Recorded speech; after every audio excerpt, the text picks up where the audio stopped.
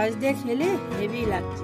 নমস্কার, স্বাদের কিচেনে আপনাদের সবাইকে স্বাগত। আজকে রেসিপি হচ্ছে ছোট চিংড়ির বড়া। তার জন্য নিয়েছি ছোট চিংড়ি, নিয়েছি পেঁয়াজ কুচি, রসুন কুচি, আদা কুচি, লঙ্কা কুচি, আর বেসন, চালের গুঁড়ো, হলুদ, আর নিয়েছি মরিচের গুঁড়ো। এবার চিংড়ি মাছটা মাখানোর জন্য 1 চামচ চালের, চামচ বেসন, আর মরিচের গুঁড়ো, পেঁয়াজ কুচি, একটা রসুন কুচিয়ে নিয়েছি, 1 ইঞ্চি আদা, লঙ্কা কুচিয়ে নিয়েছি, আর হলুদ, লবণ দিয়ে দেবো। এবার এটাকে মাখিয়ে নেব। মাখানো হয়ে গিয়েছে, এবার 5 মিনিট রেখে দেবো। কড়া বসিয়ে দেবো, দিয়ে দেবো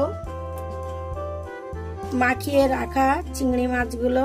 5 মিনিট রেখে দিয়েছিলাম, তেলও গরম হয়ে গিয়েছে, এবার তেলে ছাড়বো।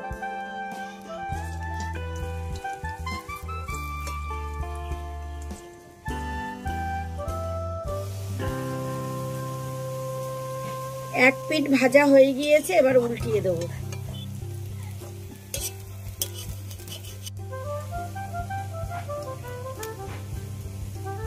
দু সাইডেই লাল লাল করে ভাজা হয়ে গিয়েছে, এবার তুলে নেব। একবারে হয়নি, আবার ভাজা করে নেব।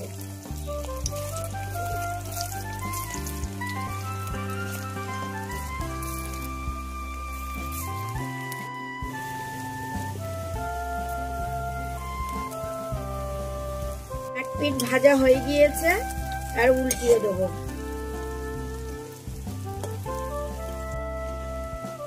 এগুলো ভাজা হয়ে গিয়েছে, এবার তুলে নেব।